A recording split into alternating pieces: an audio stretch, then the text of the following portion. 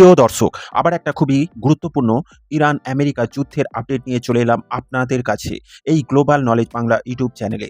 মধ্যপ্রাচ্যে আবারও যুদ্ধের আগুন। ইরান আমেরিকা আর ইসরায়েলের সংঘাত এখন এমন পর্যায়ে পৌঁছেছে যেখানে বিশ্ব অর্থনীতি ও তেলের বাজার সবকিছু ঝুঁকির মুখে। হরমুজ প্রণালী বন্ধ, শান্তি আলোচনা ভেঙে গেছে। প্রশ্ন একটাই, তৃতীয় বিশ্বযুদ্ধের দিকে কি এগোচ্ছে পৃথিবী?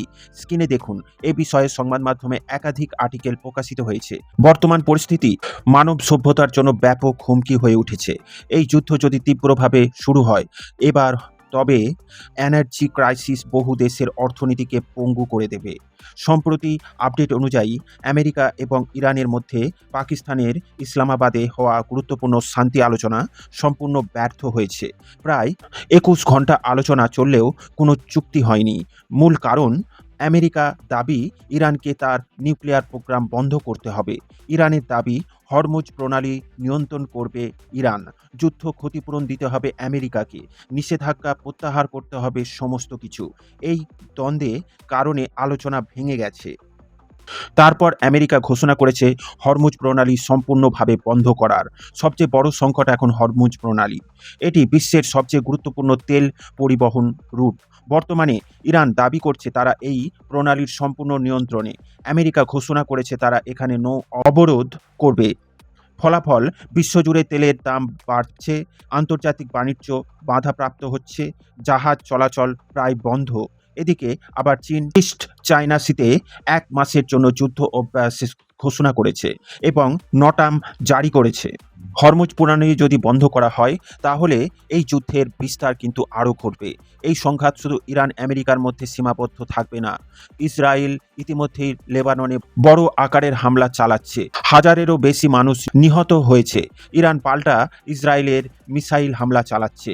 মধ্যপ্রাচ্যে বিভিন্ন দেশে আঘাত আনছে। এই যুদ্ধ শুরু হয়েছিল 28 ফেব্রুয়ারি 2026-এ। তখন আমেরিকা ইসরায়েলের যৌথভাবে ইরানে হামলা চালায়। ভূ রাজনৈতিক বিশ্লেষণের দিক দিয়ে এই আমেরিকার হরমুজ প্রণালী অবরোধ এই যুদ্ধ শুধু সামরিক সংঘাতে পরিণত করবে না, এটি গ্লোবাল পাওয়ার স্ট্রাগলে নিয়ে যাবে।